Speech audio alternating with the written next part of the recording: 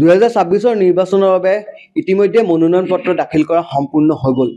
আৰু মই বৰ্তমান উপস্থিত আছোঁ শিৱসাগৰ এজন নিৰ্দলীয় প্ৰাৰ্থীৰ ওচৰত, যিজন পূৰ্বতে বিজেপিৰ লগত সক্ৰিয়ভাৱে কাম কৰি আছিলে আৰু তাৰ পাছত 2024ত তেওঁ পদত্যাগ কৰিলে আৰু 2024তে ৰাইজৰ দলত যোগদান কৰিছিলে কোনোবা এটা সমষ্টিৰ পৰা তেওঁ নিৰ্বাচন খেলিবৰ বাবে। কিন্তু ৰাইজৰ দলে সেইটো সুবিধা দিব নোৱাৰাৰ বাবে আজি নিৰ্দলীয় খেলিবলৈ প্ৰস্তুত হৈছে শিৱসাগৰ সমষ্টিৰ পৰা ভৱেন্দ্ৰনাথ মোহনে। আৰু মোৰ কাষত আছে ভৱেন্দ্ৰনাথ মোহন। হয়, নমস্কাৰ। মই সকলোকে শ্ৰদ্ধা আৰু নমস্কাৰ জনাইছোঁ। আৰু শিৱসাগৰবাসীৰ অকুণ্ঠ সহযোগিতা আৰু শিৱসাগৰবাসীৰ আশীৰ্বাদত মই আজি স্বতন্ত্ৰ প্ৰাৰ্থী হিচাপে নমিনেশ্যন মই দাখিল কৰিছোঁ আৰু আশা ৰাখিছোঁ আগন্তুক যি 9 তাৰিখে ভোট নিৰ্বাচন হ'ব, এই নিৰ্বাচনত মোকেই ভোট দি বিপুলভাৱে জয়যুক্ত কৰিবৰ কাৰণে আজি সমগ্ৰ শিৱসাগৰ সমষ্টিৰ ৰাইজে দায়িত্ব লৈ ইতিমধ্যে সিদ্ধান্তত উপনীত হৈছে। আপোনাক এটা কথা সুধো, আপোনাকে মানুহে কিয় ভোট দিব? মোক কিয় ভোট দিব মানে মই এটা কথা দৃঢ়তাৰে ক'ব পাৰোঁ যে বিগত 30টা বছৰ ধৰি মই শিৱসাগৰবাসী জনজীৱনৰ সমস্যাৰ লগতে শিৱসাগৰ যিসকল নতুন প্ৰজন্ম আছে সেই প্ৰজন্মৰ লগত মই ওতঃপ্ৰোতভাৱে মই কাম কৰিছোঁ। প্ৰজন্মক কেনেকৈ সংস্থাপিত কৰিব লাগে, প্ৰজন্মক কেনেকৈ উপাৰ্জনৰ পথ নিজেই আয়ত্ব কৰি ল'ব পাৰে, স্বনিয়োজন কেনেকৈ হ'ব পাৰে, এই গোটেই কথাবোৰৰ লগত মই বিগত প্ৰায় 30টা বছৰ মই নৱপ্ৰজন্মৰ লগত কাম কৰিছোঁ। আৰু সেইকাৰণে নৱপ্ৰজন্মই ইতিমধ্যেই গম পায় যে ভৱেন মোহনৰ যিটো দৰ্শন বা ভৱেন মোহনে যি ধৰণে সমাজ উন্নয়নৰ বিকাশৰ কাৰণে যুৱক যুৱতীৰ শিক্ষা দীক্ষাৰ কাৰণে যি ধৰণে কাম কৰি আছে তেওঁলোকে দেখিছে। তদুপৰি আজি শিৱসাগৰৰ যিবিলাক জ্বলন্ত সমস্যা, এই জ্বলন্ত সমস্যাসমূহ সমাধানৰ কল্পেও মই বিগত সময়ত চৰকাৰৰ পক্ষত থাকি বিভিন্ন ধৰণৰ DPR ডিটেইল প্ৰজেক্ট ৰিপৰ্ট আৰু চিনপচিছ আৰু কেনেকৈ কি প্ৰয়োজন আছে, কোনকেইটা কাম অগ্ৰাধিকাৰ ভিত্তিত কৰিব লাগে, সেই ধৰণৰ আবেদনসহ মই চৰকাৰক কনভিন্স কৰাইছিলোঁ আৰু চৰকাৰে সেই ধৰণে কাম কৰিবলৈ উৎসাহিত হৈছিলে আৰু কাম কৰিছিল। আৰু পৰৱৰ্তী সময়ত যিবোৰ কাম এতিয়া চলি আছে বা চৰকাৰে কৰি দিছে বা চেংচন দিছে, সেই কামবোৰৰো মই শুভাৰম্ভণি কৰিছিলোঁ বা মই চৰকাৰৰ ঘৰত আবেদন কৰি দেখুৱাই থৈছোঁ যে এই কেইটা কাম খুব ক্ষিপ্ৰতাৰে কৰিব লাগে। আপোনাৰ এটা কথা সুধো, শিৱসাগৰ হওক বা অন্য কোনোবা কনষ্টিটিউশ্যন হওক, তাত এটা কথা কয় যে বিধায়কসকলেহে উন্নয়নৰ কাম কৰে। আপুনি তেনেহ'লে কি ধৰণে উন্নয়নৰ কাম কৰিছিলে বুলি কৈছে? চাওক, বিধায়কসকলে উন্নয়নৰ কাম কৰে হয়, কিন্তু বিধায়কসকল যদি উন্নয়ন কৰাৰ চিন্তাত যদি নাথাকে, বিধায়কসকলৰ যদি মানে সমষ্টিটোৰ সমস্যাসমূহৰ বা দেশখনৰ সমস্যাসমূহৰ বিষয়ে যদি বোধগম্য নহয়, বুজি নাপায়, কনভিন্স নহয়, তেতিয়াহ'লে কি সমস্যা সমাধান কৰিব বা কি কাম কৰিলে মানুহৰ কল্যাণ হ'ব, এই কথাবোৰতো বিগত সময়ত আমি দেখিছোঁ, ৰাইজে দেখিছে। মই দেখাটোতো বাদেই, ৰাইজে গম পায় যে কেনেকুৱা মানুহৰ দ্বাৰা সমষ্টি এটাৰ উন্নতি ঘটিব বা কেনেকুৱা মানুহৰ দ্বাৰা চৰকাৰ এখনে প্ৰগতি কৰিব পাৰিব, জনসাধাৰণৰ কল্যাণৰ কাৰণে, সৰ্বতোপ্ৰকাৰৰ মংগলৰ কাৰণে কাম কৰিব। সেই কথা আজি জনসাধাৰণে, আজি যি জেড জি এই যি নৱপ্ৰজন্ম আছে তেওঁলোকে বুজি পায়। ইয়াত এটা কথা কওঁ, শিৱসাগৰ উন্নয়ন হৈছে বুলি সততে কৈ থকা দেখা যায়। শিৱসাগৰ ৰংঘৰ প্ৰকল্প আনিলে, এতিয়া আকৌ তলাতল ঘৰ প্ৰকল্প অনাৰ কথা উল্লেখ কৰি আছে। এতিয়া ৰংঘৰ প্ৰকল্পটো উন্নয়নৰ এটা চিৰি হ'ব পাৰে বা উন্নয়ন হৈছে বুলি ক'ব পাৰি। সেই ৰংঘৰ প্ৰকল্পটো বিধায়কে আনিছে বুলি বাৰম্বাৰ কৈ থাকে। কি ক'ব? নাই, এটা মানে এটা প্ৰকল্প আনিলে এটা সমষ্টি বা এখন ঠাই উন্নতি হ'ব তেনেকুৱা কথা ক'বাত আছে নেকি? নাই। আজি ৰংঘৰটো ৰজাই বনাই থৈ গ'ল, এই আজি পুৰা কেইবাশ বছৰ আগতে। এতিয়া মই সুধিব খুজিছোঁ যে ৰংঘৰটো আগে হৈছিলে নে পতাখন আগে হৈছিলে, নে গড়খাৱৈটো আগে হৈছিলে নে পতাখন আগে হৈছিলে? আজি কেইদিনমানৰ আগলৈকে ৰংঘৰটো ম্যাদী পতাৰ ভিতৰত আছিলে। আজি ইয়াত যেতিয়া মীনাক্ষী সুন্দৰম বুলি এজন ডেপুটি কমিশ্যনাৰ আছিলে, সেই মীনাক্ষী সুন্দৰমৰ লগত মই বহি এই যে পতাখন মানে পতাখন এই এই ৰংঘৰৰ ভিতৰত আছে, এই কথাটো আমি উপস্থাপন কৰি তেওঁৰ পৰা এইটো আমি কটাই থৈছিলো। সেই কামটোতো আজি কোনেও কৰা নাছিলে। তাৰ পিছত আমি ৰংঘৰৰ পিছফালে যিখিনি মাটি আছিলে, মাটিখিনি যি গৰাকী, এই মাটি গৰাকীসকলৰ লগত আমি আলোচনা কৰি কথা বতৰা পাতি তেওঁলোকক আমি কনভিন্স কৰাইছো যে এইখিনি ৰজাঘৰৰ যিহেতু এটা কীৰ্তিচিহ্ন আছে, ৰজাঘৰৰ কীৰ্তিচিহ্ন থকা পিছফালৰ এই গোটেই সমগ্ৰ অঞ্চলটোত অদূৰ চৰকাৰে কোনো ধৰণৰ তাত কনষ্ট্ৰাকশ্যন বা কোনো ধৰণৰ কিবা কাম কৰাৰ ক্ষেত্ৰত পাৰ্মিশ্যন নিদিব। নিদিয়াৰ ক্ষেত্ৰত এইখিনি মাটি এনেকে থাকিব।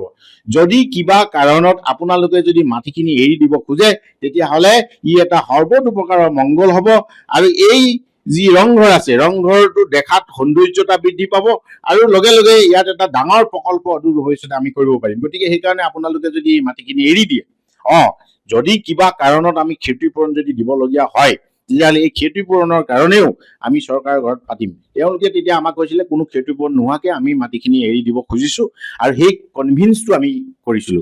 মোৰ লগত এজন তাৰে বিশিষ্ট ব্যক্তি আছিল, মুকিব দা। আজি কেইমাহমান আগতে ঢুকাইছে। মোৰ বৰ দুখ লাগে এই কথাটো। তেওঁ এই কথাখিনি আগভাগ লৈ গোটেই পিছফালৰ যাৰ যাৰ মাটি আছিলে তেওঁলোকৰ লগত কথা বতৰা পাতি এই কামটো বহুত দূৰলৈকে আগবঢ়াই লৈ গ'ল আৰু ৰাইজে সেই মাটিখিনি এৰি দিবৰ কাৰণে সিদ্ধান্ত গ্ৰহণ কৰিলে।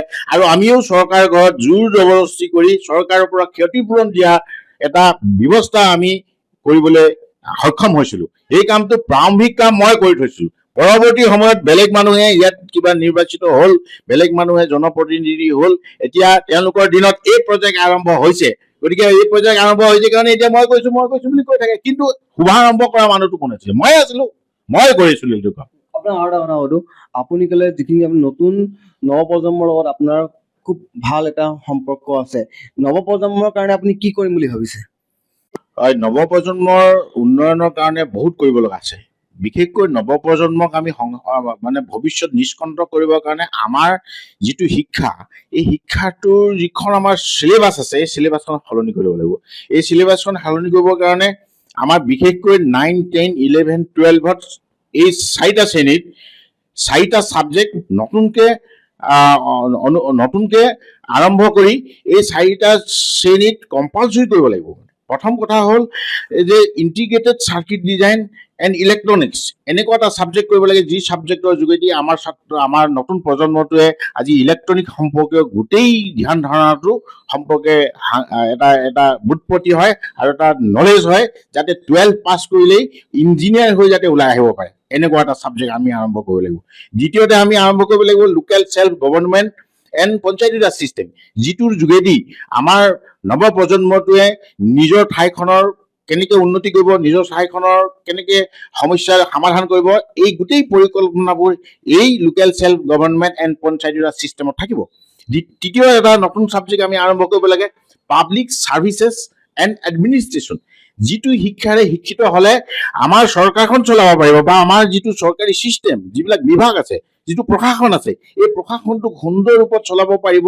প্ৰশাসনৰ যোগেদি মানুহৰ কেনেকে সৰ্বাংগীন কল্যাণ কৰিব পাৰে এই বিষয়ে তেওঁলোকে নলেজ গেইন কৰিব পাৰিব। এইটো 9, 10, 11, 12তে শিকাব লাগে। এইটো কম্পালচৰি ছাবজেক্ট কৰিব লাগে। আৰু চতুৰ্থটো হ'ল integrated farm technology and multi production system, এনেকুৱা এটা নতুন ছাবজেক্ট আমি নতুন প্ৰজন্মৰ মাজত আমি শুভাৰম্ভ কৰিব লাগে, যাৰ যোগেদি যিজন ছাত্ৰৰ নিজৰ যি পৈতৃক সম্পত্তি আছে, এই পৈতৃক সম্পত্তিতে কেনেকে আমি উৎপাদন কৰি বেছিকে আমাৰ খাদ্য সামগ্ৰী উৎপাদন কৰি বজাৰলৈ লৈ যাব পাৰো, বজাৰত বিক্ৰী কৰিব পাৰো আৰু নিজেও খাব পাৰো বা অদূৰ ভৱিষ্যতে আমি সংৰক্ষণ কৰি কেনেকে ৰাখিব পাৰো, তেনেকুৱা গোটেই কথাবোৰ এই ছাবজেক্টটোত integrated farm technology and multi production system, এনেকুৱা ধৰণৰ শিক্ষা আমাৰ যদি অসমৰ ব্যৱস্থাটোত, চৰকাৰী ব্যৱস্থাটোত যদি আমি অন্তৰ্ভুক্ত কৰো, কোনো নতুন প্ৰজন্মই অসমৰ পৰা বাহিৰলৈ, অসমৰ পৰা বেলেগ ৰাজ্যলৈ বা অসমৰ পৰা বিদেশলৈ বা ভাৰতবৰ্ষৰ পৰা বিদেশলৈ যাবলৈ কোনো প্ৰয়োজন নহব। মানে আপুনি কৃষকসকলৰ কথা ভাবিছে এটা। আৰু এটা কথা সুধো মই, এতিয়া যিহেতু নিৰ্বাচনৰ সময়ত আপুনি প্ৰতিনিধিত্ব কৰিব, এতিয়া অগপ আৰু বিজেপি দুজনে প্ৰাৰ্থী দিয়া হ'ল ইয়াত, সেই বিষয়ে কি ক'ব? এইটো এটা ৰাজনৈতিক দলবিলাকৰ এটা ভেকু ভাওনাৰ দৰে কথা। আজি ইমান ডাঙৰ ডাঙৰ ৰাজনৈতিক দল দুয়োটাই দুয়োটা ৰাজনৈতিক দলে মিত্ৰ দলত আছে। মিত্ৰ দলত থকাৰ পিছতো আজি 5 বছৰৰ ব্যৱধানত শিৱসাগৰ সমষ্টিটোত এনেকুৱা এজন ব্যক্তি দলে দিব পৰা নাই, দলৰ মাজত অন্তদ্বন্দ্ব, দলবিলাকৰ মাজত অন্তঃকন্দল চলিছে। এইটো আমাৰ দেখাতেই আমাৰ এটা লজ্জাবোধ হৈছে। আমাৰ ৰাইজে, সৰ্বসাধাৰণ ৰাইজে হাবুডুবু খাইছে। গতিকে নেতৃত্ব ভুলৰ কাৰণে হৈছে। এই ধৰণৰ আমি কেৱল ইয়াতে হৈছে নহয়, গোটেই সমগ্ৰ ৰাজনৈতিক দলবিলাকৰ নেতাসকলৰ ব্যক্তিগত উদ্দেশ্য সিদ্ধিৰ স্বাৰ্থত এনেধৰণৰ সিদ্ধান্ত লোৱাৰ কাৰণে আজি সৰ্বসাধাৰণ মানুহে বিপথে পৰিচালিত হৈছে। আৰু এটা কথা সুধো আপোনাক, যিহেতু আপুনি 2024 চনলৈকে বিজেপি দলত আছিলে, আপুনি বিজেপি দল কিয় ত্যাগ কৰিবলগীয়া হ'ল? বিজেপি দল আমি বিজেপি কৰিছো মানে ৰাজনীতি কিয় কৰিছো? ৰাজনীতি এই কাৰণে কৰিছো, ৰাজনীতিত আমি নিৰ্বাচনত অৱতীৰ্ণ হৈ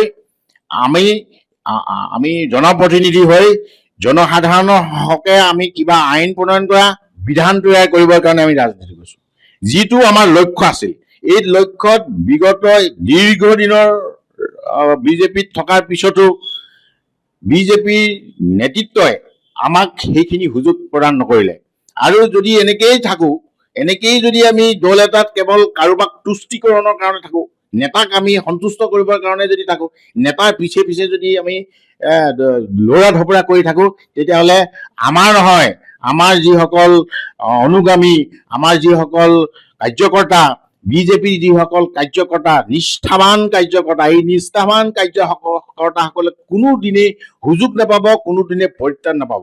মই এই বিজেপিৰ নিষ্ঠাৱান কাৰ্যকৰ্তাসকলৰ কাৰণে কাম কৰিছো, আৰু এই নিষ্ঠাৱান কাৰ্যকৰ্তাসকলক কিবা দিবৰ কাৰণে, কিবা কৰি দিবৰ কাৰণে, কিবা তেওঁলোকৰ সমস্যা সমাধানৰ কাৰণে মই ৰাজনীতি কৰিছিলো। সেই সুযোগ যেতিয়া ৰাজনৈতিক দলবিলাকৰ মঞ্চখনে আমাক প্ৰদান কৰা নাই, গতিকে মই সেই দলত নাই।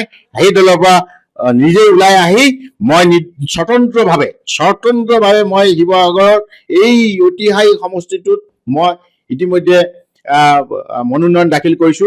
আৰু সকলো ৰাইজ, কেৱল জনসাধাৰণ নহয়, এই ৰাইজৰ দলৰ সকলোবিলাক কৰ্মী, নিষ্ঠাৱান কৰ্মী মোৰ লগত আছে, আৰু বিজেপিৰ সকলো নিষ্ঠাৱান কৰ্মী মোৰ লগত আছে, আৰু একাংশ এজিপি, যিসকল এজিপি বুলিবলৈতো এতিয়া নায়েই, যিসকলে এজিপি বুলি অকণমান হ'লেও আছে, তেওঁলোকে ভৱেন মোহনৰ দৰে মানুহকে ভোট দিবৰ কাৰণে ইতিমধ্যে নিজে সিদ্ধান্ত লৈ থৈছে।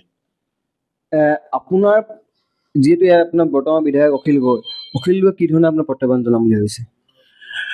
মই কোনো এজন কেণ্ডিডেটে মোৰ লগত কিবা প্ৰত্যাহ্বান হিচাপে মোৰ সন্মুখত ধৰা দিব মই নাভাবো। কাৰণ বিগত দিনত প্ৰত্যেকজন ব্যক্তিয়ে ৰাইজে দেখিছে যে কাৰ কিমান কাম কৰাৰ কিমান হেঁপাহ, কিমান দায়িত্ববোধ, কিমান নৈতিকতা আছে।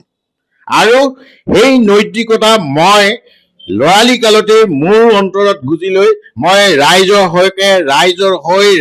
লগত থাকি ৰাইজৰ সমস্যা সমাধানৰ কাৰণে মই অহোপুৰুষাৰ্থ কৰি আছো। গতিকে ৰাইজে জানে। ধন্যবাদ জনাইছো।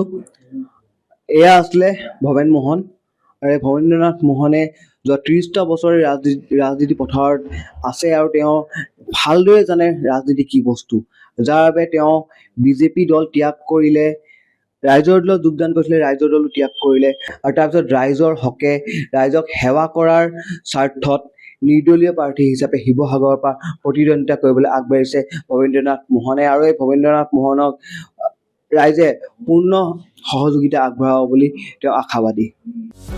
যিকোনো খবৰৰ বাবে যোগাযোগ কৰক আমাৰ এই নম্বৰত 9181 307 2221।